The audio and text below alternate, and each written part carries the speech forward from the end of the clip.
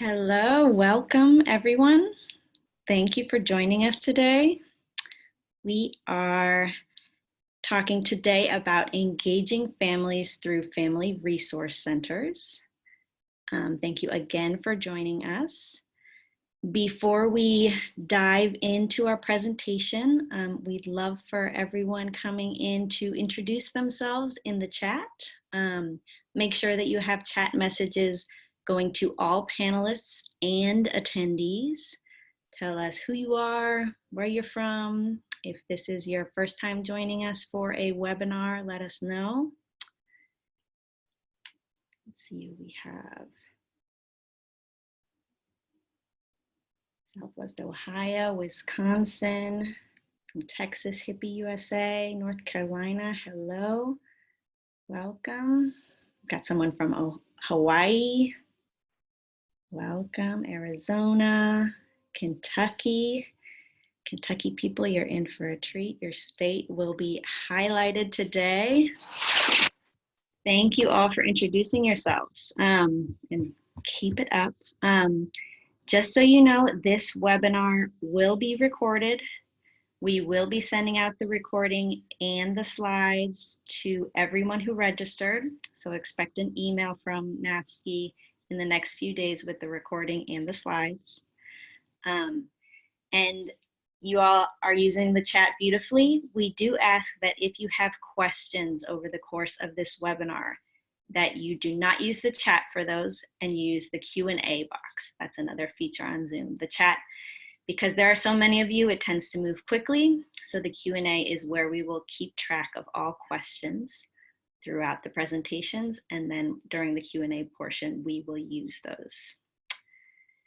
So with that, I am going to turn it over to our moderator for today, Miss Sherry Wilson, our Director of Engagement and State Partnerships. Hi, everyone. Welcome to the webinar. I'm so delighted so many of you could join us today. Before we begin, I do want to let you know today our topic is not really focused on the COVID-19 crisis, but we do have a ton of resources available on our website, and you should definitely check those out.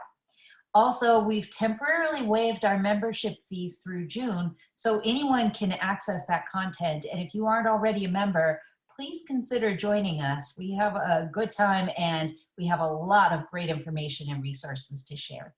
So let's get started.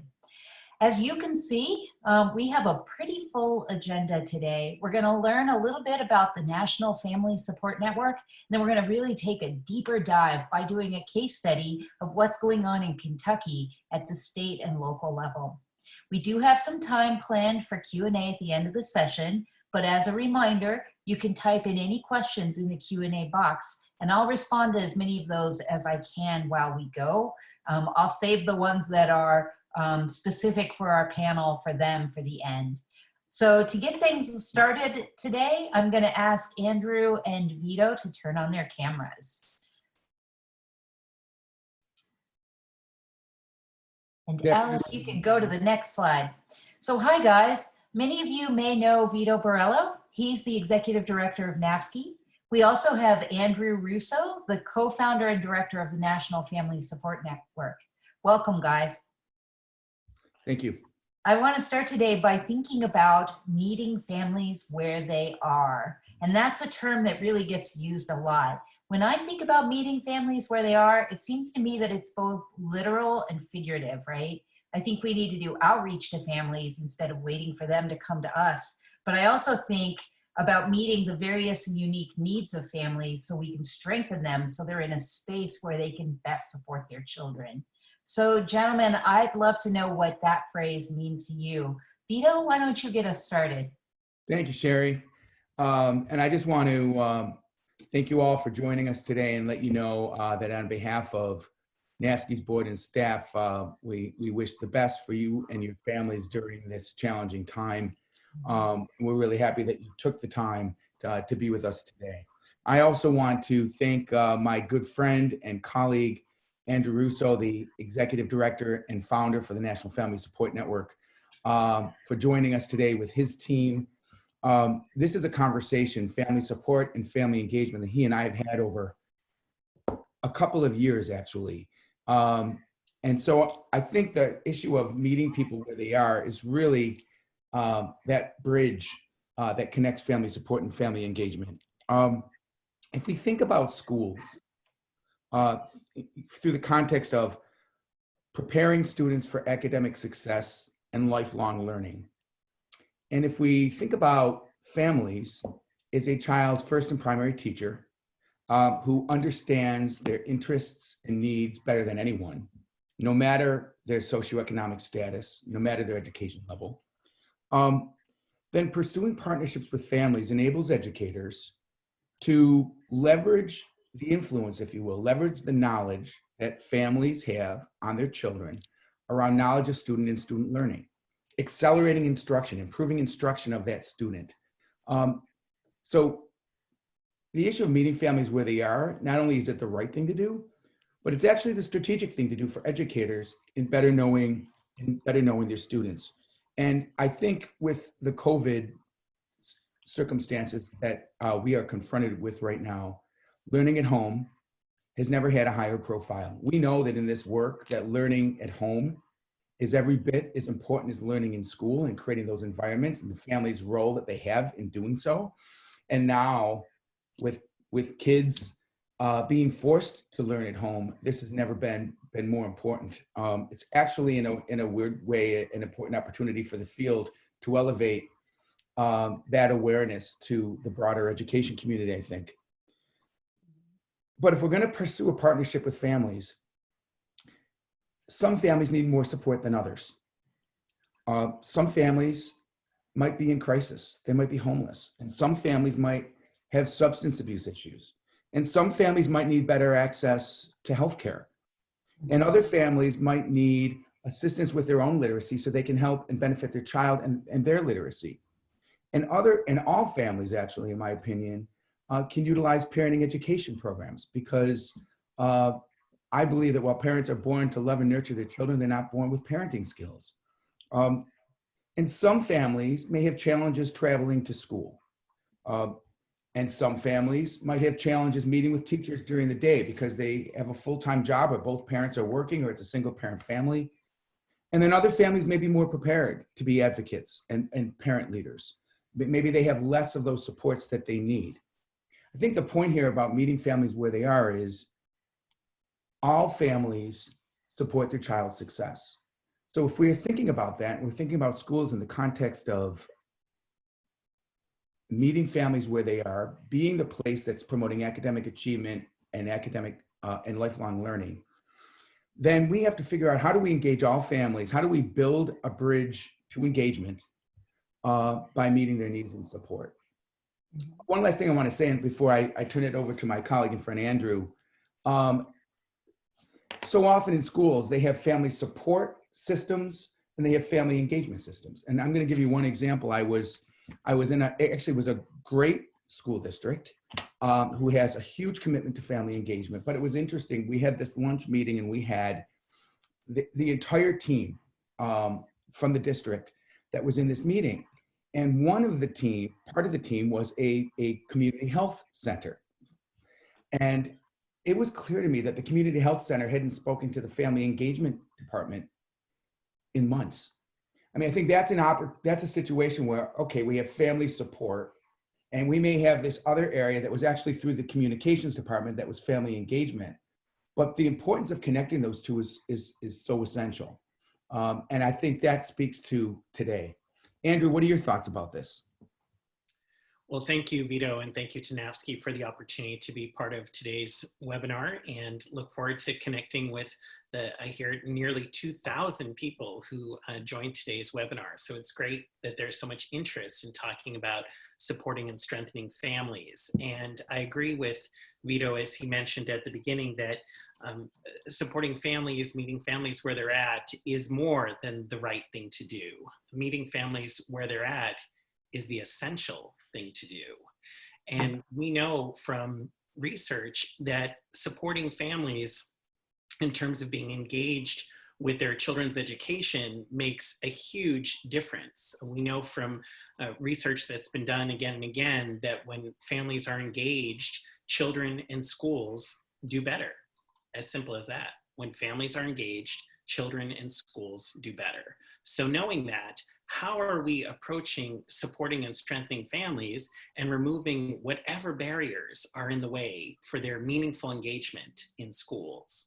And I share this also with the perspective of someone who's well connected with education. Both my parents are in public education, and I'm the son of a principal, and not just any principal, but actually Massachusetts former principal of the year and principal of a blue ribbon and community school. So I've grown up with hearing all about the importance of supporting children's education and supporting parents as a key component of the success of the schools that my parents were involved with. And then in my own experience, the first family resource center that I worked at was actually a school-based family resource center in Oakland, California. So I really see, as Vito mentioned, the connections with education and family support as being essential, that it's all about the better good of our future, the children of our country. Wonderful. Vito, how do you see the intersection between the work that we do and the work that Andrew is doing? So I think, when we're thinking about building this bridge to engagement, thinking about meeting, all supporting families, not only because it's the right thing to do, but because by supporting families' needs, we're preparing them to be more ideally engaged as learning partners. We said all families are in a different place. So I think that's, for me, when I go to schools and I hear about family engagement activities, it's often really tactical. Well, we're doing this, we're sending communications to families. Well, we're having this event and parents aren't coming. They must not care.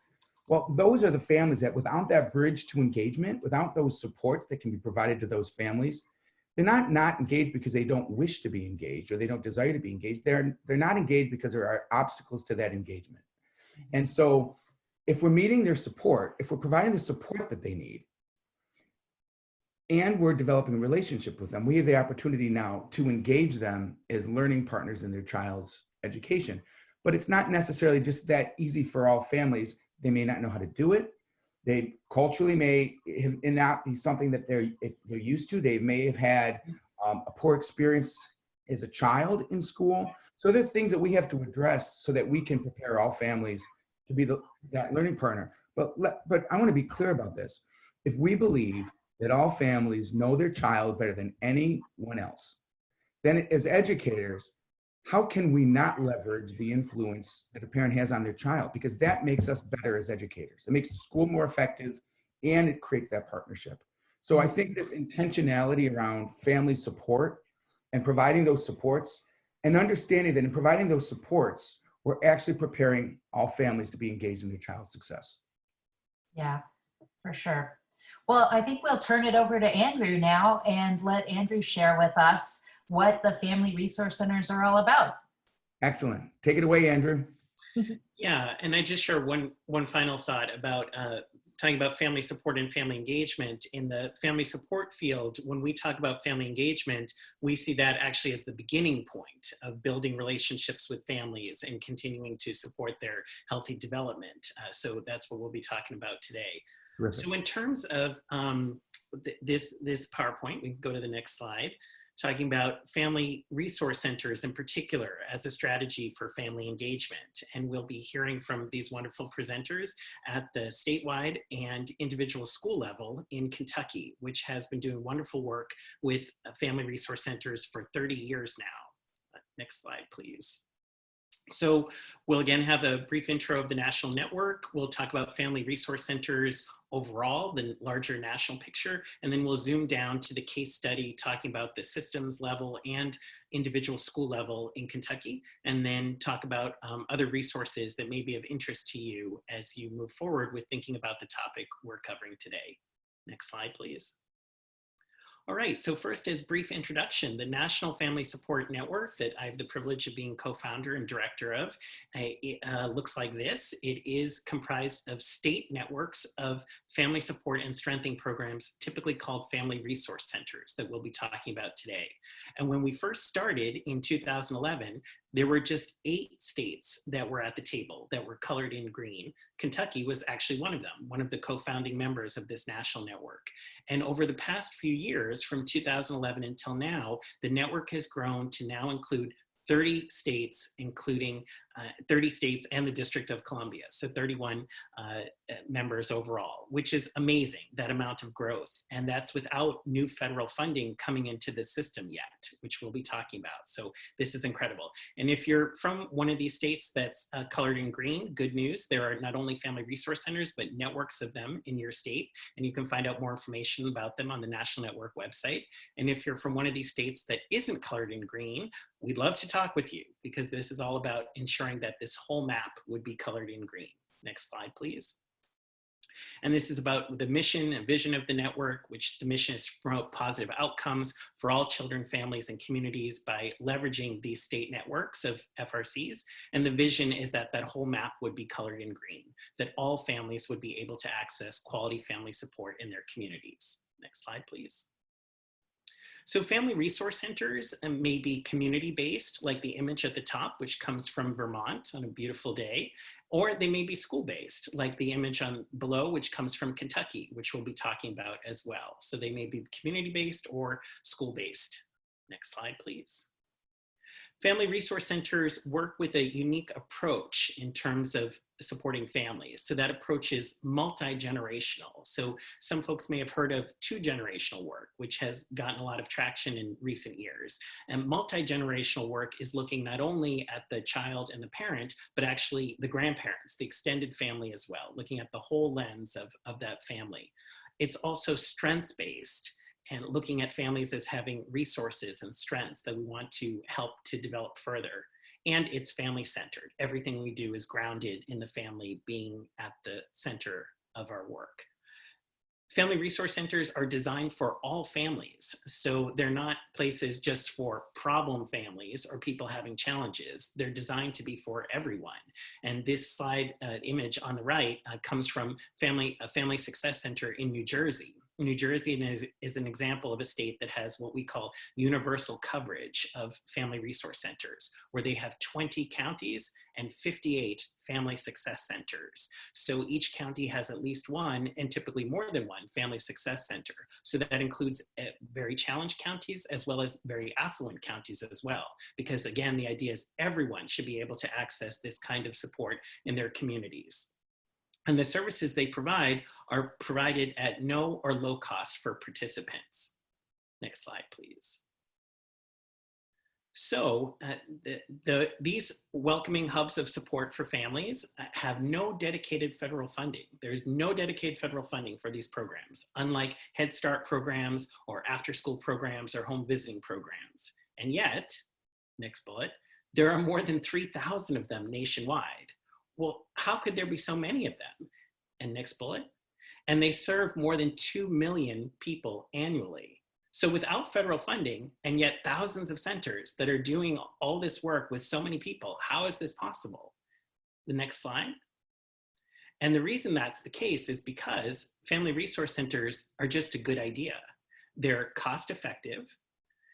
They are highly adaptable for working with different communities, be they urban communities, rural communities, immigrant communities, all kinds of different communities. And they have a demonstrated track record of successful outcomes through multiple external evaluations. So they don't cost a lot to run. They're really flexible with what they look like and meeting the needs of different communities, and they produce great results. So they're just a good idea. Next slide, please. Family resource centers bundle and bring together many different services and supports in one-stop location. And these kinds of services and supports may be familiar to you already, such as home visiting, parenting education, childcare resource and referral, family counseling, food bank, job skills training. All these different kinds of places come together in a hub of a family resource center, so families can easily access them in one place. Next slide, please. The most common service areas are illustrated on this slide based on research that the National Network did with the Research Institute back in 2016. So despite the fact that these centers have emerged organically across the country in all these different places, funded in different ways, there is a remarkable similarity amongst the top services they provide. So all of the centers would be providing the first two that I'll talk about. The first is parenting support, which exists along a continuum from lighter touch to more intensive services. So lighter touch would be things like one-time parenting workshops. Then moving further along the continuum, parenting support groups.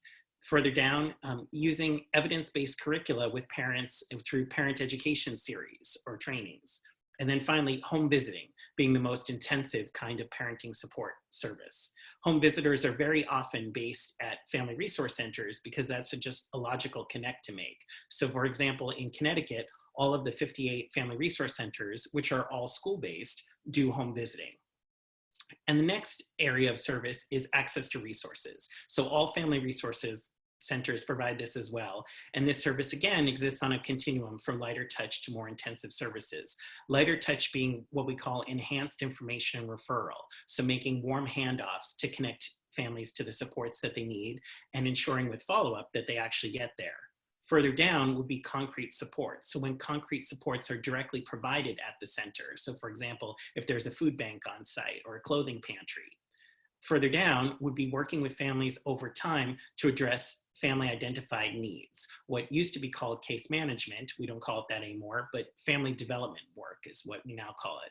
And finally, co-location of resources. So that's when other external resources are co-located at the site to make it easier for families to access them. So for example, if a WIC clinic is co-located with a family resource center, or a food bank or food pantry, or government services that are outstationed, government workers that are outstationed at the family resource centers to help screen for benefits or determine eligibility. Again, making it easier for families to connect with that in a welcoming place that's in their community already versus expecting them to navigate across town with little kids in tow. And then the other two main areas of service are child development activities and parent leadership development, because family resource centers really take to heart the idea that they're not just social service providers, but community builders. So there's a lot of attention towards the development of leadership skills with the families that they're working with, that they can take responsibility for and lead their communities forward. So these, again, most common areas of work of family resource centers. Next slide, please.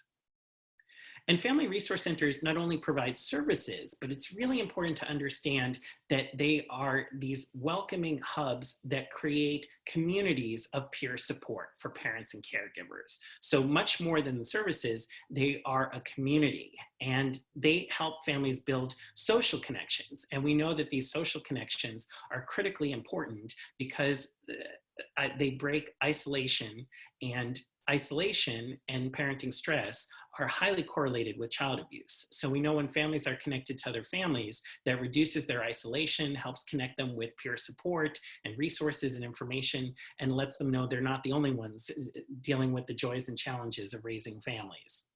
Next slide, please. And here's some data about the outcomes that I mentioned family resource centers have demonstrated through multiple studies and different pieces of research. So this comes from Alabama, where Alabama, with a very strong network of family resource centers, commissioned a social return on investment study. And that determined that for every dollar invested, that the state received $4.93 in immediate and long-term benefits. So basically a 1-to-5 ratio. Next slide, please. And this research comes from Allegheny County, where Pittsburgh is located. And their 28 family support centers, they worked with the University of Chicago, Chapin Hall, and found that where these centers were located, there was a statistically significant decrease in the child abuse and neglection investigation rates, which only makes sense because if we're supporting families to be healthy and strong up front, the less likely they are to show up in the child welfare system later. Next slide, please. And this last piece of data I'll share from San Francisco, where San Francisco has 25 family resource centers. And there, over time, the past 15 years, they've seen a 65% decrease in child abuse substantiated cases. Next slide, please. So just going one level up is to talk about how these family resource centers not only exist, but how they've been networked across the country as well. So again, that slide I showed you before, the map, all of those states not only have family resource centers, but have also hit upon the value of networking them together. So these networks, as we define them, are comprised of 2 or more family resource centers coming together, and they work on ensuring coordinated support for families, serving as the backbone entity to help those members to do far more than any one center could on their own. So they may work on training together, address systems issue, policy, advocacy, different things like that. So I mention this because you'll be hearing about the you'll be hearing about the Kentucky network today. So you'll also understand that systems piece in addition to the individual center piece. Next slide, please.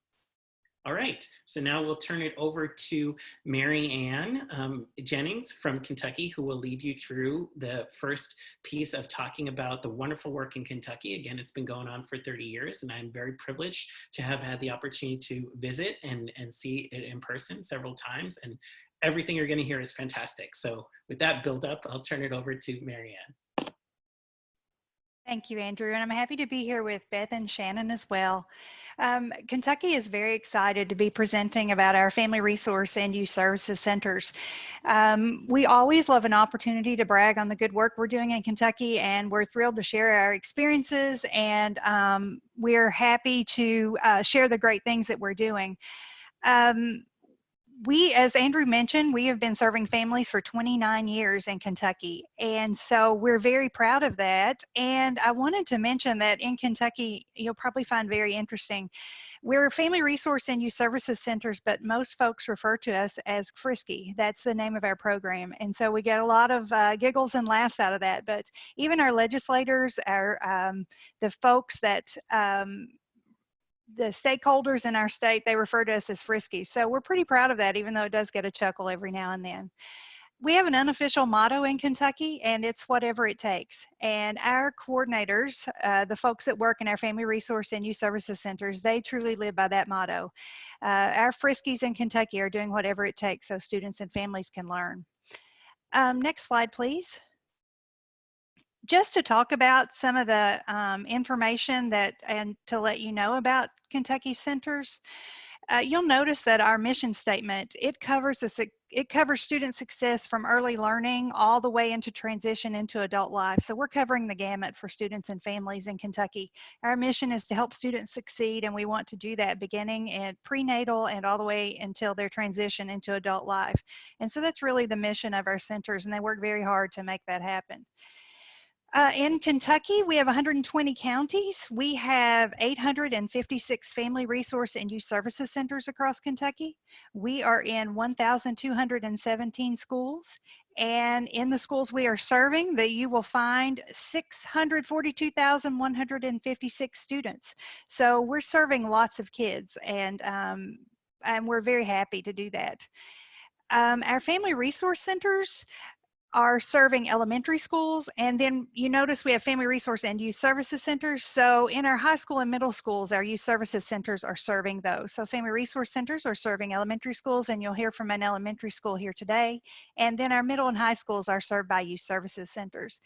Then we also have some centers that are serving students of all ages, and then those are combined centers, and we do call those family resource and youth services centers.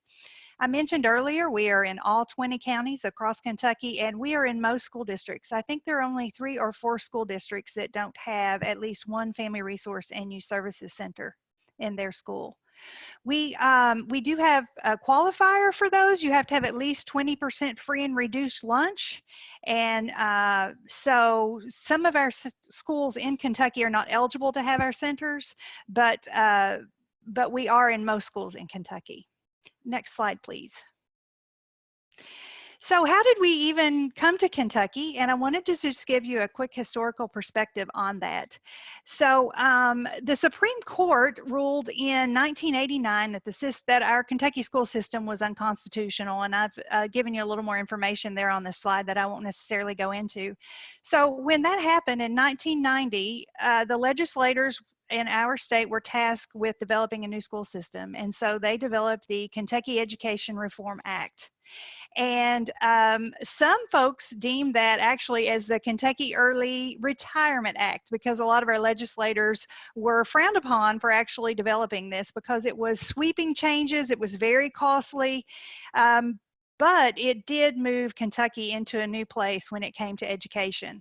And so part of the Kentucky Education Reform Act, it touched on all aspects of education. It touched on technology, curriculum, assessment, accountability. And then it also created a task force to form our Family Resource and Youth Services Centers. And what you'll find interesting about that is that today, 30 years later, since that was enacted in 1990, our centers are really the only piece of that Kentucky Education Reform Act that is still intact to this day. All the other strands of CARA have been changed or moved or dropped or, just totally revamped except for our centers. And we've seen very little change in the core foundation of what our centers do and the work that they do in those 30 years. Our first centers were actually opened in 1991. So we've been serving families for 29 years, but the conception and the induction of our centers has been 30 years. Next slide, please. Just briefly, a couple of the, to let you know where the idea of this came from and where our task force modeled our centers after were the Family Resource Centers were modeled after the schools of the 21st century, and that's a product of a Yale professor named Dr. Edward Ziegler. And then the Youth Services Centers used a model from New Jersey, which was a school-based youth services program. Next slide, please. So I actually noticed in some of our questions there was some discussion on funding. And so in that Education Reform Act, there was funding attached to our Family Resource and Youth Services Centers.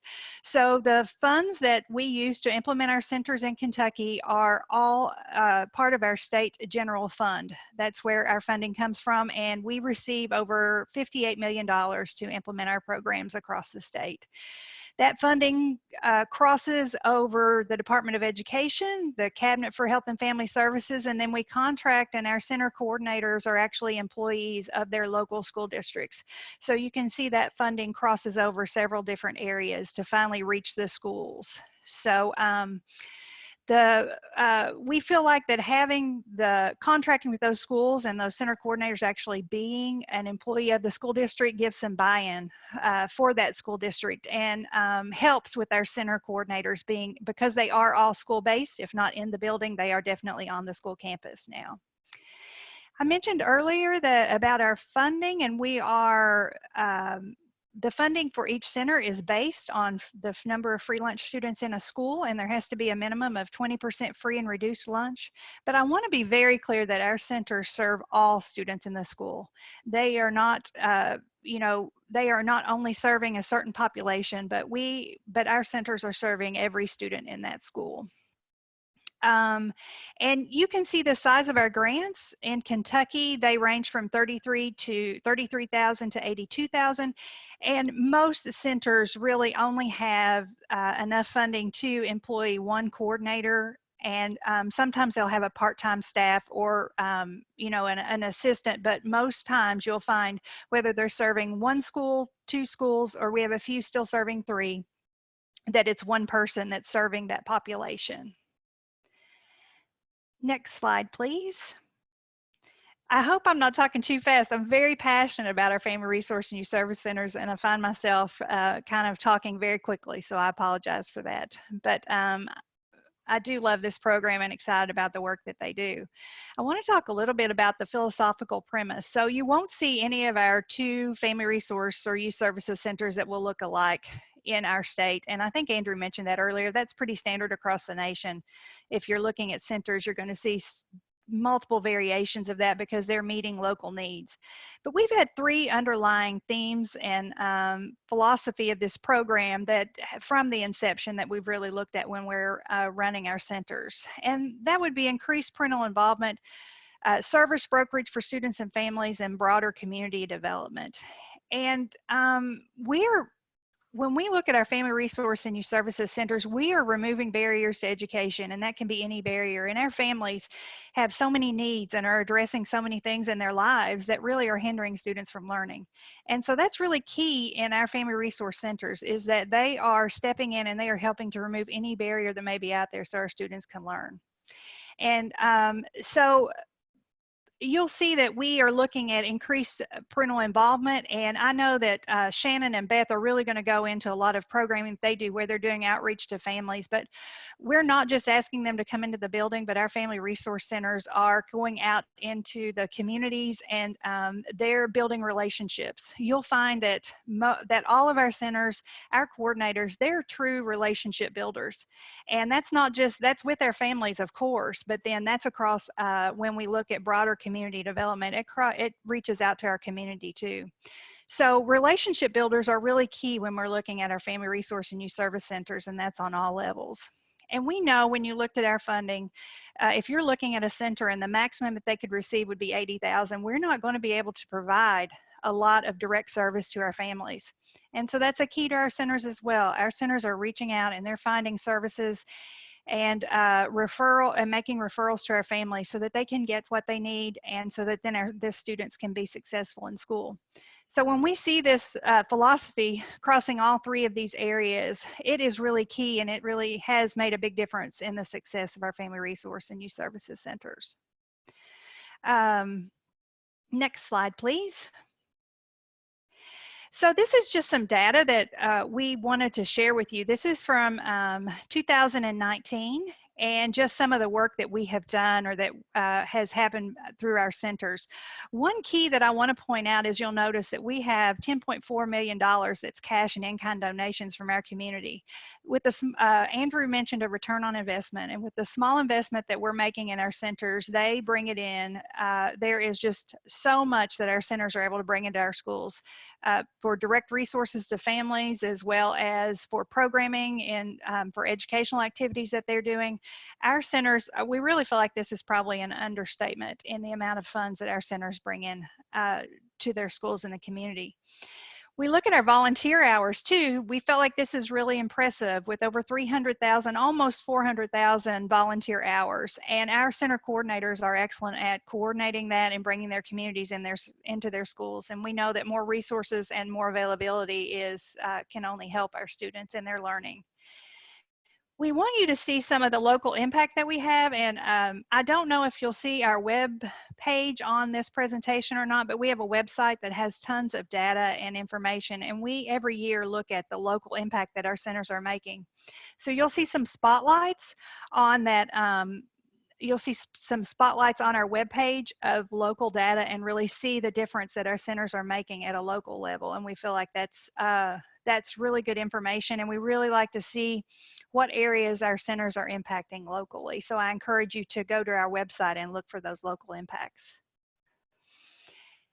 And next slide, we are very excited to share this information. When we were doing research for this presentation, Andrew had pointed out before that early on we were 45th in 1990 when it comes to education. And what we have been quoting before would be that Kentucky has moved to the top 25, but when we were doing our research, we've now learned that we are in the top 15 of school systems, and so we're pretty excited about that.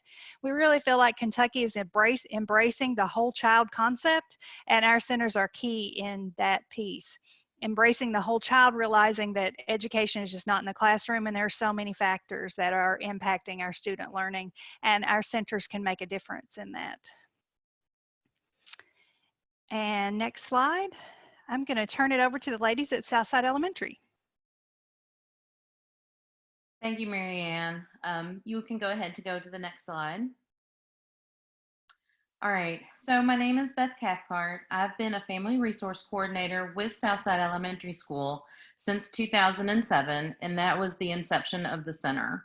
So I have worked with Southside since the center first started. Prior to that, I was actually a mental health therapist for a very long time. I have a background in social work. So what you're seeing here on the slide is my office. I do have two entrances. The first entrance is for families that don't necessarily want to come into the building. They might want to talk to me about something that needs to be kept confidential and may not necessarily need to involve the school system as much as maybe a community resource. And then I also, of course, have a door to Southside Elementary. It goes into our lobby, and then I'm right across from the office. So I'm very accessible to our staff and our students and the families that come into the building. Next slide, please. What you're seeing now is Southside's current student demographics. As Marianne mentioned before, to have a center in the state of Kentucky, you have to have 20% of your students that are enrolled be eligible for free and reduced lunch. Southside Elementary, since its inception, has never dipped below 60% free and reduced lunch. And in fact, we have been as high as 79 to 80% free and reduced lunch, mostly in the early years of when I was a coordinator, but we really do hover in the higher 60s to maybe the low 70s. And that's indicated on this slide with one of the red arrows. We are currently at 64% free and reduced lunch. Our student body count, we've currently got 419 students. And one of the things that is different maybe about Southside Elementary than some of our other districts is we do have a very transient student population. We have people that, you know, for whatever reason, have housing barriers that tend to move more frequently. And we have an EL population. Our EL population is made up like 24.1% of our student body. And typically our EL population also tends to be transient. So that's what our demographics look like. And it really leads us in how do we support the students and the families so that they are engaged in school. And Beth, can I add in too? Hi, I'm Shannon. I'm the principal at Southside. But I wanted to add in also, we have many grandparents raising kids as well. Many of our parents are incarcerated, or for whatever reason, they want to be able to come into school and help, but because of past decisions they've made, they unfortunately legally can't be in the school. But we have a lot of grandparents raising families as well. We also have not recently, probably within the past 5 years, dealt with a larger population of students that are in houses with substance abuse issues. And that's kind of unfortunate, but that's true. My principal, Shannon Paff, does have a very unique perspective because she comes from a school district that did not have a Frisky or a Frisky Center. Well, they have one, but not in the school that Ms. Paff was an assistant principal in. And when she came to Southside to be our principal, we were in a very unique position because our school had been identified as one of the schools in the state that was struggling with student academic success. And one of the reasons was we really had to work on repositioning some community resources and even creating new community resources so that our families could kind of get some traction on personal recovery issues and capital and meeting needs within the community prior to them worrying about the academics. So I'm going to turn that over to Ms. Paff, and she can talk to you guys about her unique perspective on becoming a principal with a family resource coordinator. All right, next slide, please. So as Beth mentioned, I was in a school district before coming to Shelby County for 21 years. And last year was my first year as a principal. And when I came in, the school I was at, we did not have a Frisky. our free and reduced population numbers were rather low. So coming into a population where we had such high numbers of free and reduced lunch and an EL population and just the transient population, that was a little bit of a learning curve. Like Beth said, last year, my first year when I came in, we were also, as she mentioned, identified as a CSI school, which in the state of Kentucky, that essentially meant we were in the bottom 5th percentile of achievement, of academic achievement. So we were a comprehensive school for improvement. And the state came in to help us, and they identified 3 priority areas. And as Beth mentioned, one of them was two-way communication. But when I came in as principal, I met with every staff member at Southside, and I wanted to know, what would the staff members change about the school? What would they not change about the school?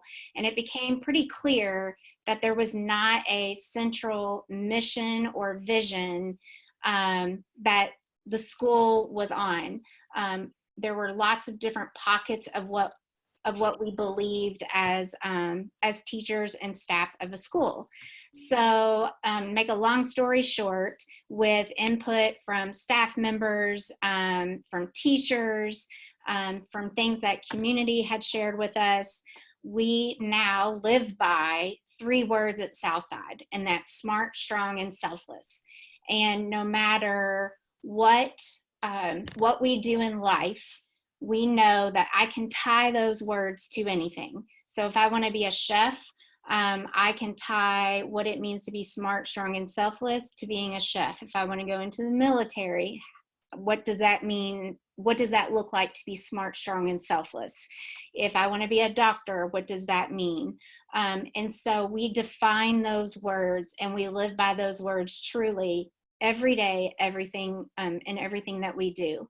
So with my work with Beth and everyone else in the building, we knew we had to be smart, strong, and selfless in how we approached family engagement and how we involved families in student learning.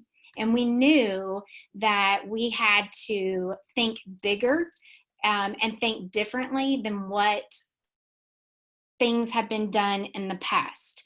So if you go to the next slide, our process is, this is a journey. And so on this screen, you're going to see the Kentucky Strengthening Families tree. And so for kids to be successful, and if the ultimate goal is we want families to be self-sufficient, we are able to tie smart, strong, and selfless to the Kentucky Strengthening Families. And then that graphic in the middle, that is Shelby County's, the middle section is Shelby County's profile of a graduate. So from K-12, at the end of 12th grade, we want our students to be able to be critical thinkers and collaborators and innovators and global citizens and lifelong learners as people. But also to tie that is, I can tie smart, strong, and selfless to those components as well. So to be a collaborator, how am I smart, strong, and selfless as a collaborator?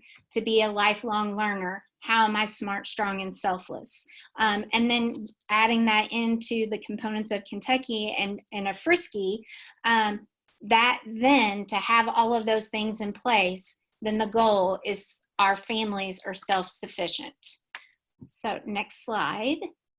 So again, revolving around our 3 words of smart, strong, and selfless, Beth and I, and the work that we did with our teachers and other staff members, we knew, like I said, we had to think differently, because for many of our families, as mentioned earlier, school was not a positive experience for them.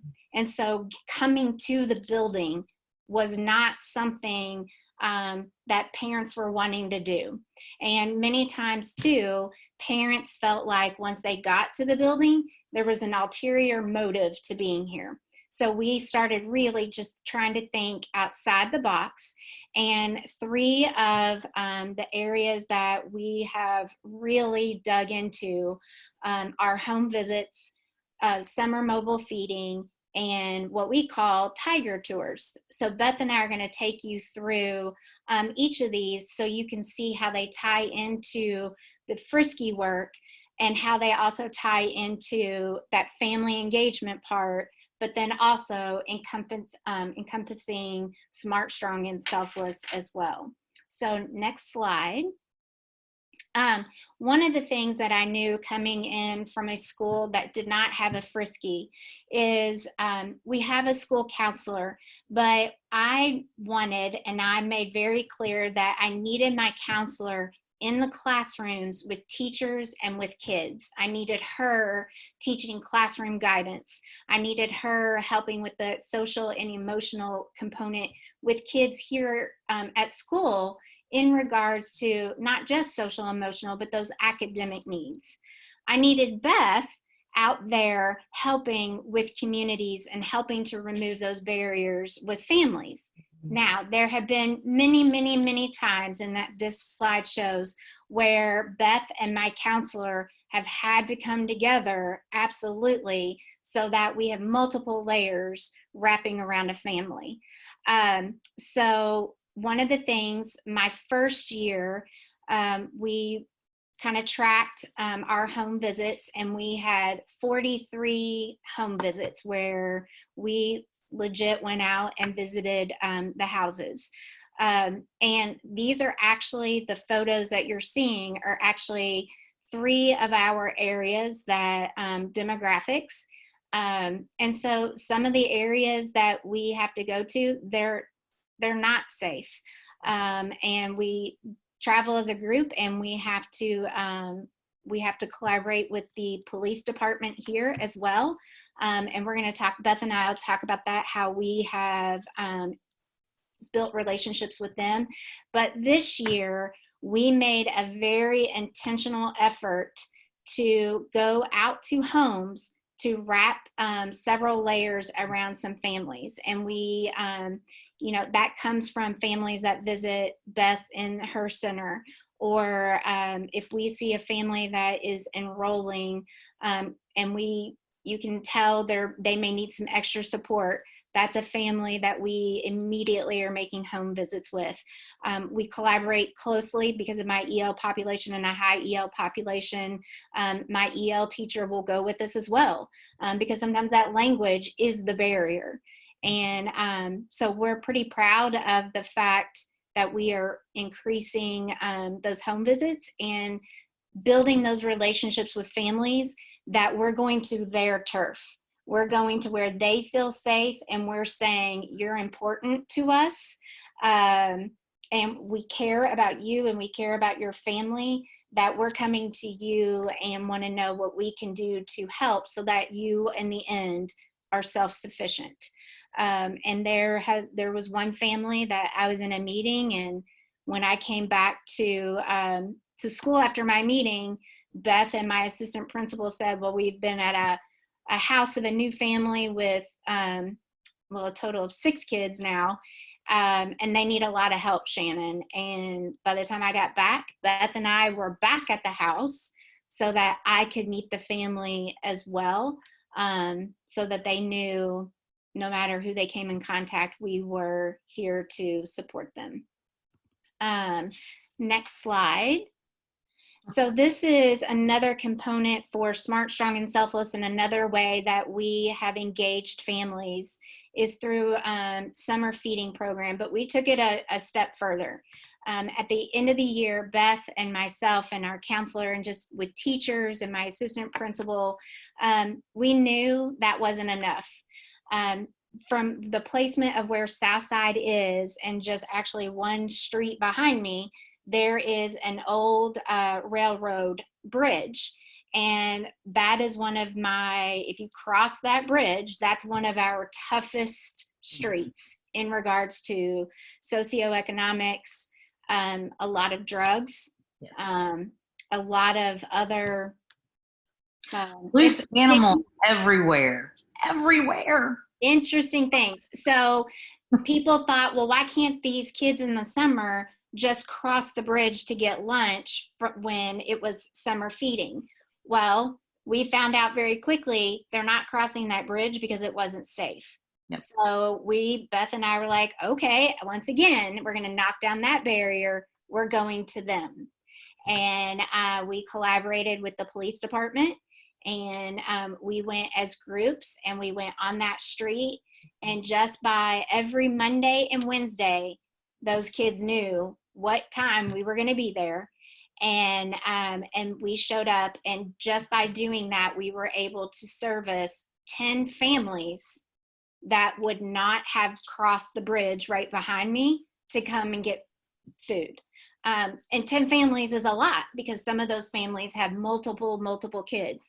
And then the kids knew we were coming, and Beth and I and my assistant principal and whoever went with us, it was, hey, go get so-and-so, tell them we're here. And then there was that safety net that families felt like, okay, it's okay for us to let them come outside and get food. And then it was a way for them to build a relationship with the police department, because for some of these families, seeing the police was not a positive experience, or their interaction with police was not always a good thing. So there are some of our babies that we saw every day, and one of our teachers went out with us, and one of the kiddos wanted to know how to tie a tie. So one of my male teachers went out, took him a tie. We've painted nails. Beth, what else have we done? Braided hair. Those things that sometimes don't seem like they're that important. Those were barriers that we were removing, so that families would then trust us, so that we could then help them. And prior to us, this was kind of the end of the year last year.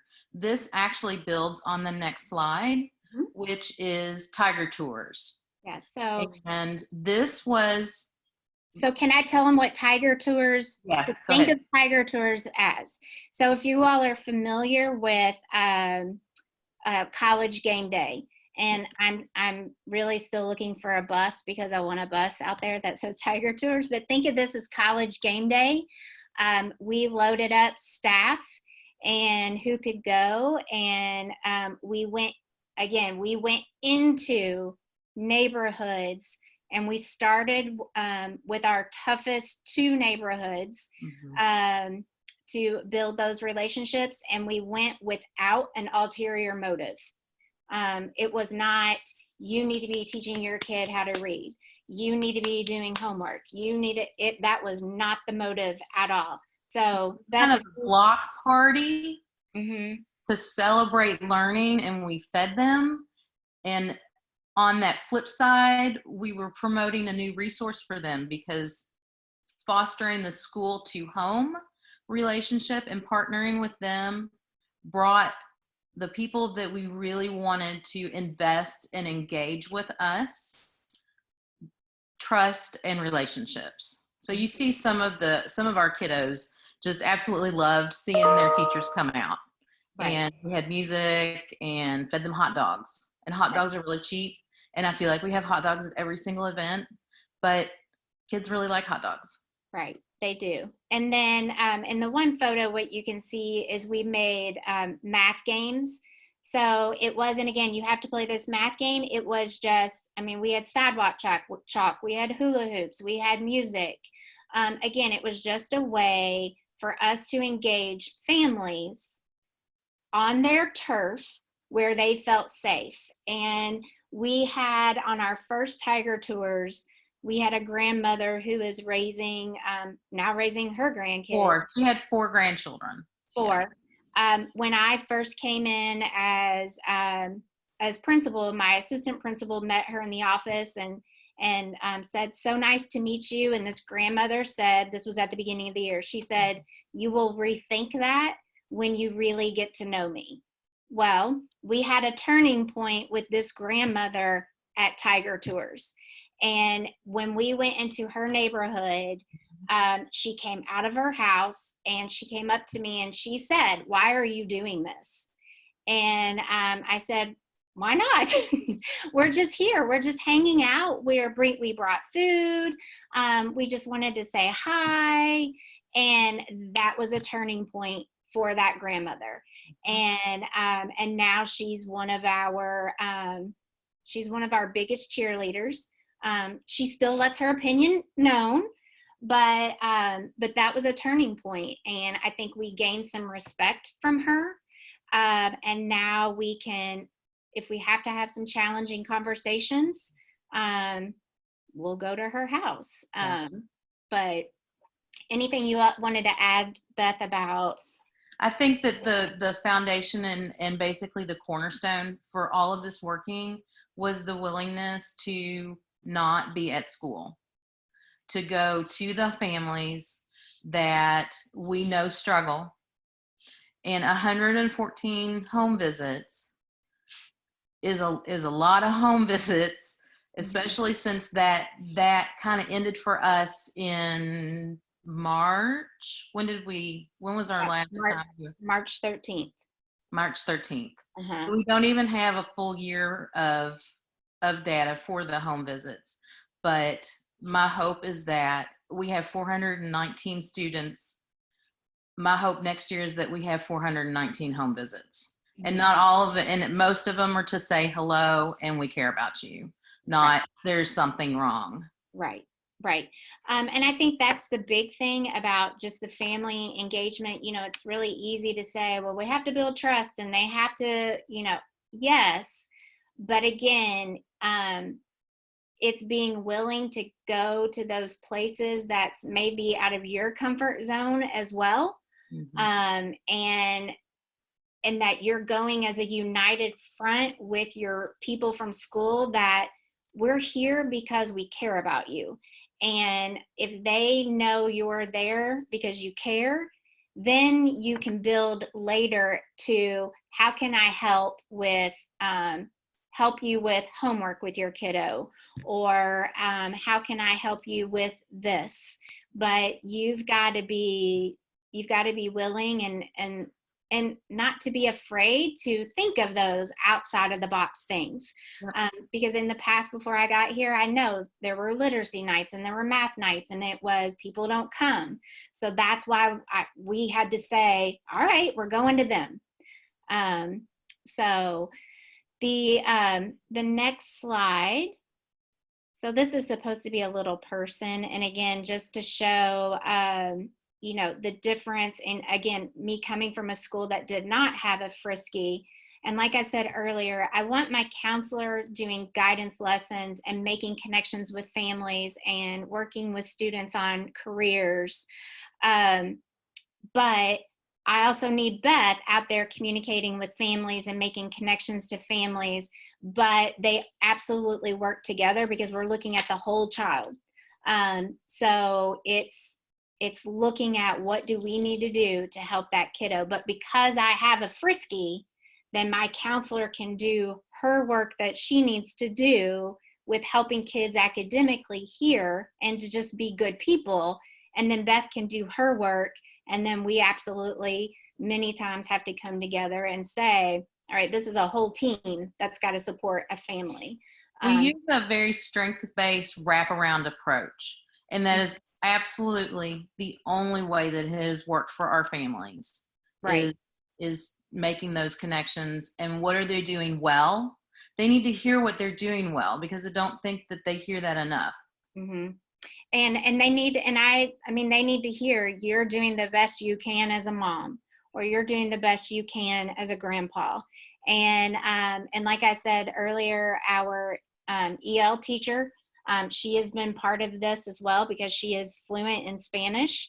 But if she's not been able to, because we built some relationships, and if we go out into neighborhoods, there might be kids that translate for us, and we built that relationship, and they know, hey, I need you to help me communicate this to a student right now.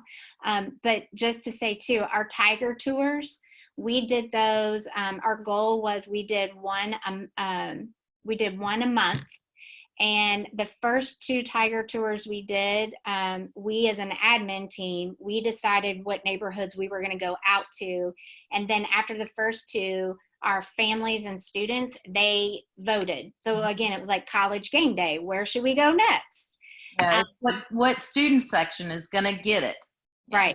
Right. And so families and students voted on our next 3. So the goal is we do one a month. And once we go into a neighborhood, you don't have to live in that neighborhood to come to Tiger Tours. Right. If you want to come, you come. But that's been one of our best events that we have done right now.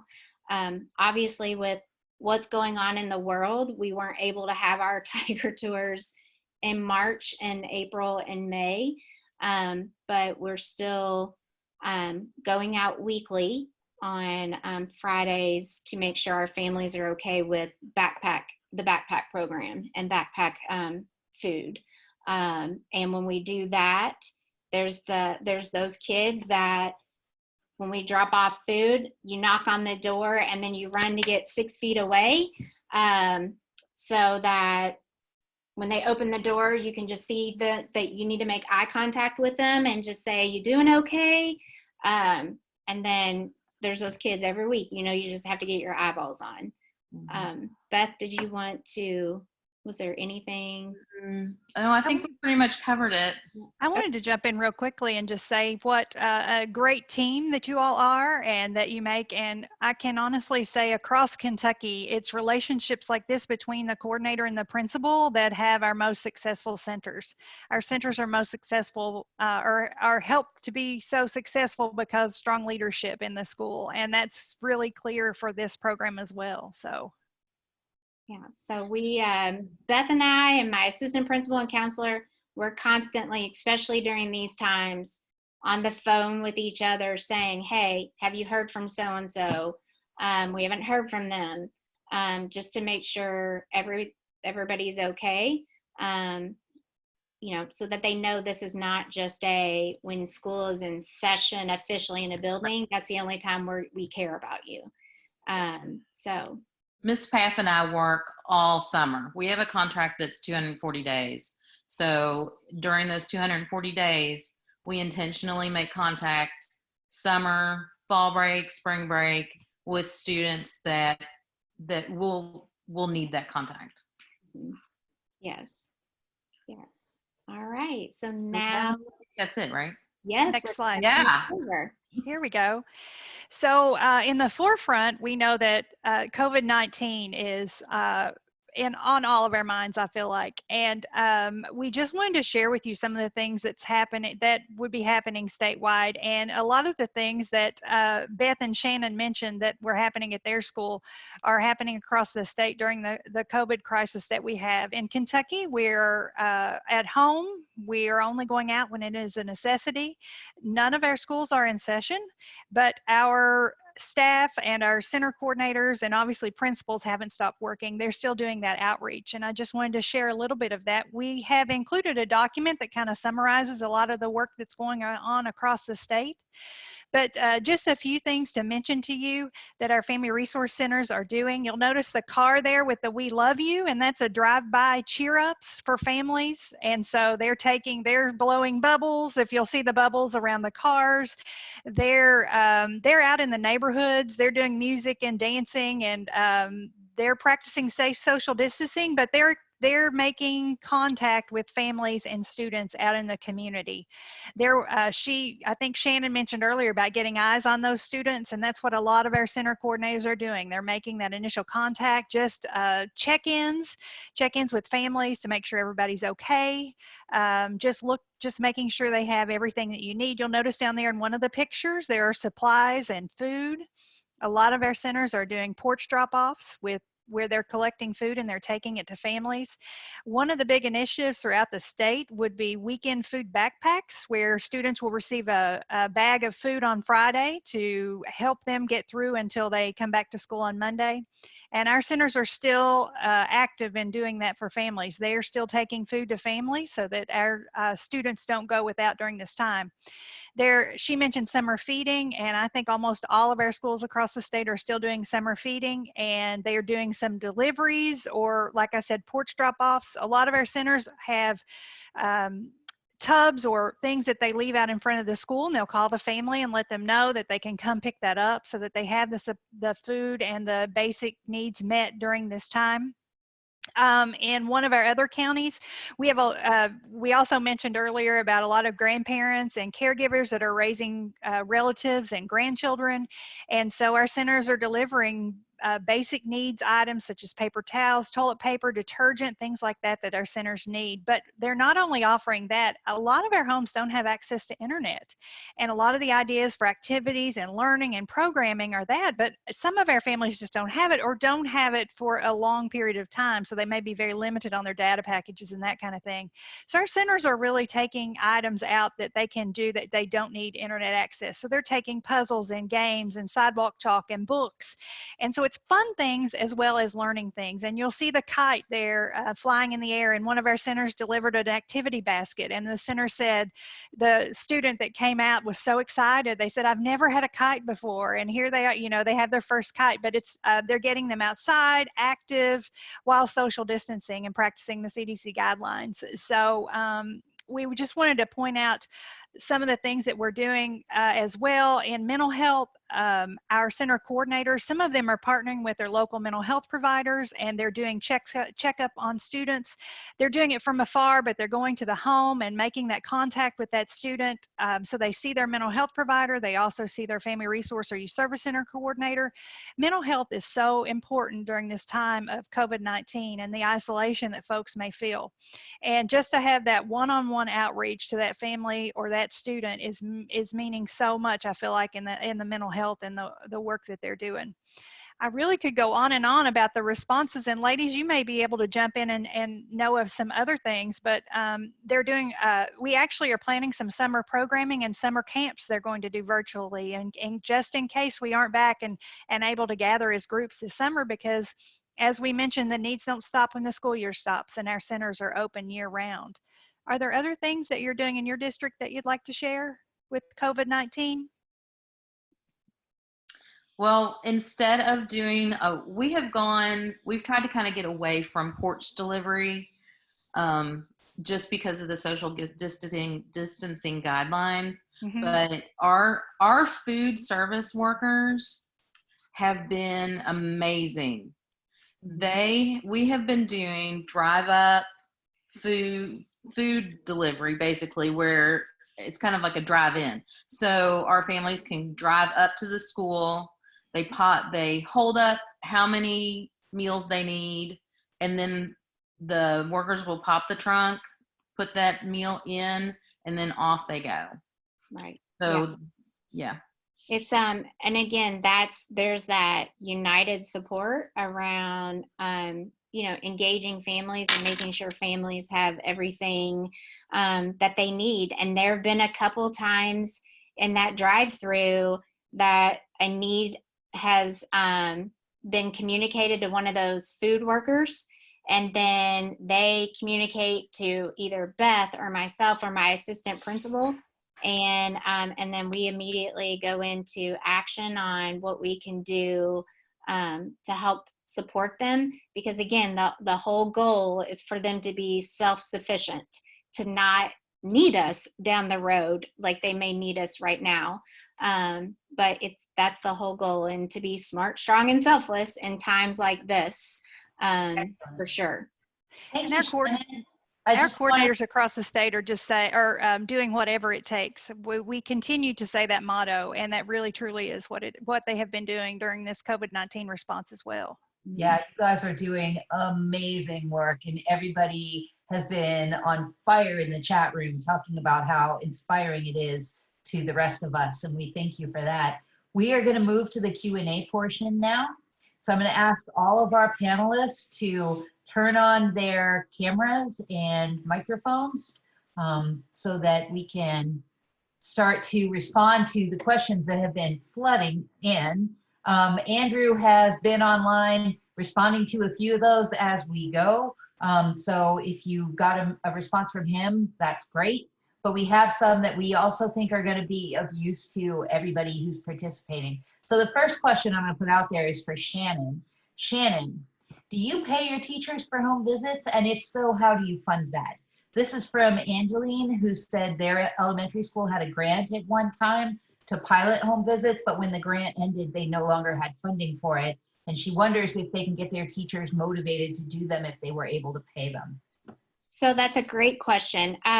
So this past summer when we went on like the summer mobile feeding, teachers volunteered, and because again, they were what a great way to demonstrate smart, strong, and selfless. So I did not make teachers go. They wanted to go. With us being, as I mentioned, CSI, we did earn a grant through that. And I can pay teachers using some of that grant money to go for home visits. But what we actually were having a conversation with a teacher yesterday, because we don't know what summer is going to be like. And we do want to get back into doing home visits before school starts. So we've talked about Zooms. How can we use Zoom for families that do have access? For families that don't have access, or my EL families, and my assistant principal actually did this a couple weeks ago. We had a family, they didn't have internet access, they needed help. They had called the school, my assistant principal had the school phone, called my EL person on her cell phone, turned the speaker on so that they could communicate with one another.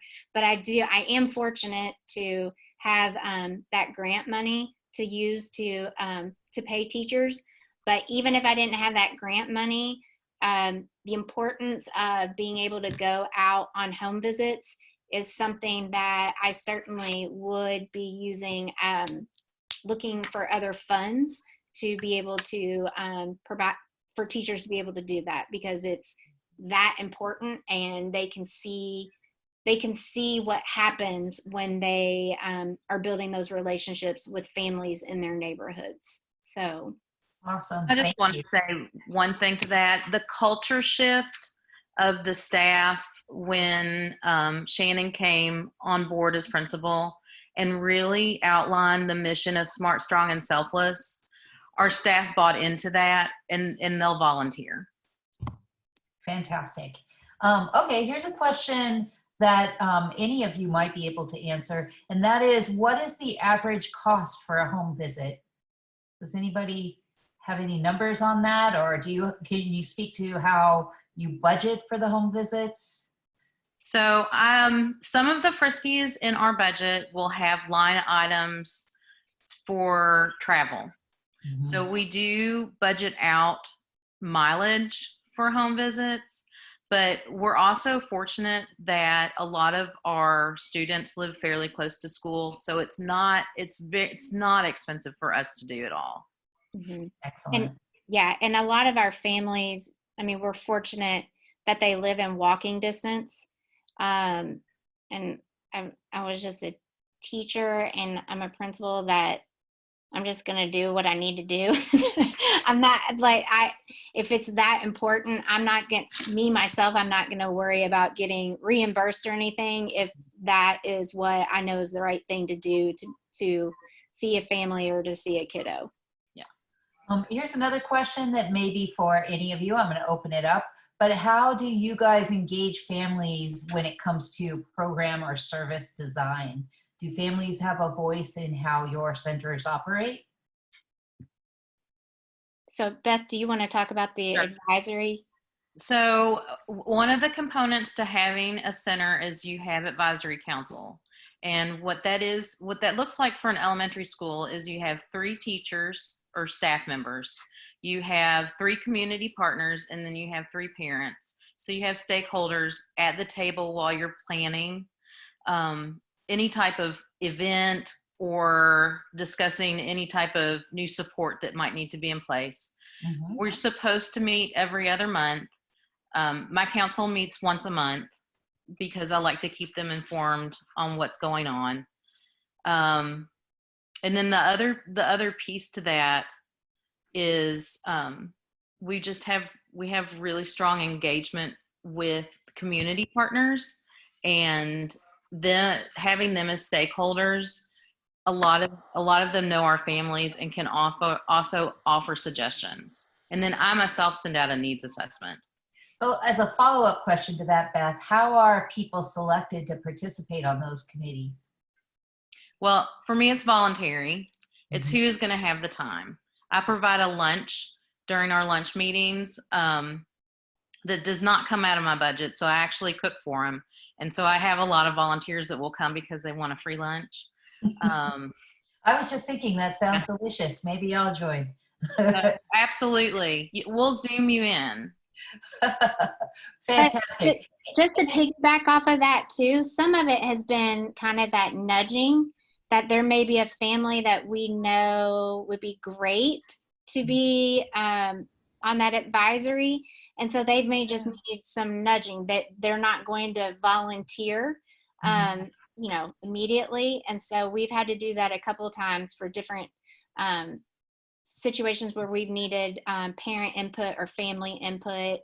And so they may need a little nudge as well. It can be a comfortable stepping stone for parent leadership too, because a lot of parents, because they built that relationship, will feel comfortable serving on that council as a first step, and then they can really become leaders in their school after that. Actually, our meetings are open, so anybody can come. They just don't have voting rights, basically. And I have parents that will come as ad hoc or will just come as public. Got it. Excellent. Okay, so Andrew, there was a lot of interest throughout the webinar about how people can find a local center if they have them in their state, or how they can find if they have them at all, like if there's a state center. So can you speak to that for us? So if there are centers, there's the map that I put the link for is to the membership page of the National Family Support Network, and that will show you where all the states are that have networks of these programs. And then you click on the state links to see the information from their states, which may include where centers are located. So some states have that information on their websites, and some it's not as updated yet. I think there are also a lot of questions about how do I start an FRC, and where do I find funding, and is there a list of grants for these? And the answer is there's 31 different states, 31 different ways this is funded. It has emerged organically. There's not, again, a federal pot of money you can apply for FRC funding. It doesn't work like that. So really applaud the creative efforts of so many across the country who have figured out how to make this work, and investments at the local level, the individual school level, the state level, the county level, all kinds of investments. As you heard in Kentucky, all the funding are state dollars. That's what supports the system there, which looks entirely different than the system in California, where many of the FRCs, which are mostly community-based, are supported by a tax on cigarettes that's administered by First Fives at the county levels. So it's really different from place to place. And what the resources might look like in your community would be things that people need to look into locally. But the good news, as you heard earlier, is these centers are not huge investments. So trying to figure out, well, how can I come up with $100,000? How can I come up with $200,000, $300,000? That's a lot more doable than thinking, oh my gosh, I need millions of dollars to implement this very expensive model. That's not what it is. It's very flexible. So, hey, you have $33,000, you can have a family resource center like they do in Kentucky. So keep that in mind when you're thinking about this. And there was a slide we didn't have time to get to, which had to do with next steps. So thinking about what you might do if you're looking at if you're interested in what we talked about today and you want to pursue it further, where would you start? So there's the last slide in the Kentucky presentation offers some ideas about that. Excellent. Thank And you. I just wanted to say, as you start out and as you build your family resource centers in Kentucky, our grassroots advocacy has been key. We have a professional organization that has advocated, and so we have grown in 30 years from 110 centers to the over 800 we have now. Wow. And that was all grassroots advocacy too. And my last question. Marianne and Shannon, I have a question. I'm wondering, have you been able to connect the great connections to families and the support that you're providing to academic achievement? And what kind of data do you have or are you pursuing to connect that? Absolutely. So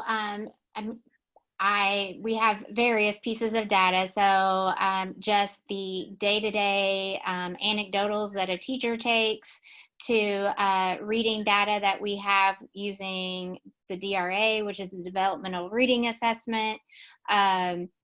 Even one piece of data that we have that Beth and I and my counselor and assistant principal that we have focused on really this year has been on attendance. That we have been very focused on some kids that, again, school might be hard or just getting them here in the building. We've been tracking that, and we have seen an impact, in a positive impact, with us tracking that attendance, and whether that is Beth calling families or that's we're going on a home visit, and also reinforcing attendance through some positive goals, short-term goals with some of these kids. That's been a big piece of data that we have collected this year. And of course, you've got situations that no matter what you do, it's not giving you I'm losing my word here, but it's not what you were hoping would happen, isn't. But that was one piece this year that we knew we had to improve, was our attendance. And because we have built those relationships and gone out and home visits, that's been huge. And Beth, I didn't know if you wanted to say anything about the attendance and setting those goals. And it's been, even when many times for kids coming to school, and if they're missing school or coming late, many times it's not the kid's fault. There's an adult that is making a decision. And so because we've got relationships and we're trying to engage families when we do call, it's so, how can we help so-and-so get out of bed in the morning? Instead of saying, you need to get your kid to school, it's that reverse thinking. And then the parent will open up. But I didn't know if you wanted to say anything. I will say that this school year, with all of the connections and the intentional effort that we have put out into our school community, so that building the relationships, and instead of making it a punitive type of situation with a parent that might have barriers to getting their child to school, we set small goals with them and work with them to get their child to school. So we have only had, last school year, and this is kind of off the top of my head, just with some families that I know have chronic truancy issues, we probably had 10 to 12 that actually went to court and had ongoing court cases. And this year we only have 2. That is great work. And I want to point out that just real quickly, we have some really good local impact data that impacts learning and education on our webpage. We have at least 3 or 4 years worth of good data sets that show the impact on education. Fantastic. So everyone should know we are going to have the record of the chat, the questions. We're going to try and follow up on those after this is over, but we have reached the end of our time today. So I'm going to ask Vito to wrap things up for us. Thank you, Sherry. Andrew, Marianne, Shannon, and Beth, thank you so much for telling your story. I think hopefully all of you that are watching this will see the significance of family resource centers and that whole issue of family support and how that supports family engagement. And I think that when we think about meeting families where they are, you all are our model of how we need to really be thinking out of the box, literally and figuratively. So thank you for your work. It was really inspiring. I actually look forward to more data, because I am absolutely convinced that the great work you do will absolutely translate to achievement. And when you have that data that shows that very clearly, you're going to just be, it's going to be gangbusters. So, you know, the work is spectacular, and I look forward to seeing where that goes. Okay, a couple things I want to do before we close today. First, I want to publicly thank Dr. Karen Mapp, who's our founding board member and colleague. She has provided us with 3 Harvard Grad School of Education teams that are helping NAFSCE with our repository for COVID, surveying members, and also working with our research consultant on credentialing to do a crosswalk for a body of knowledge draft that we're going to be releasing to the field over the coming months. And I also want to promote that she has a professional development series every Wednesday, and you can get this on our website. So this is new, and it's called Building Powerful Partnerships with Families. It's free, and so you can get that information. I believe she has 3 more in this series, and it's again next Wednesday and the following 2 Wednesdays after that in the afternoon. Secondly, I want to promote an event that's tonight through our partner, the NEA, and they are hosting a virtual town hall series in collaboration with the NAACP and BET. It's at 7 p.m. tonight on BET. You do need to register if you want to stream. The guests are Mark Lamont Hill, Senator Elizabeth Warren, and Congresswoman Maxine Waters. It sounds like it's going to be a great event. It is all around the response to COVID and public education's response. So if you're available at 7 o'clock tonight, you may want to watch that.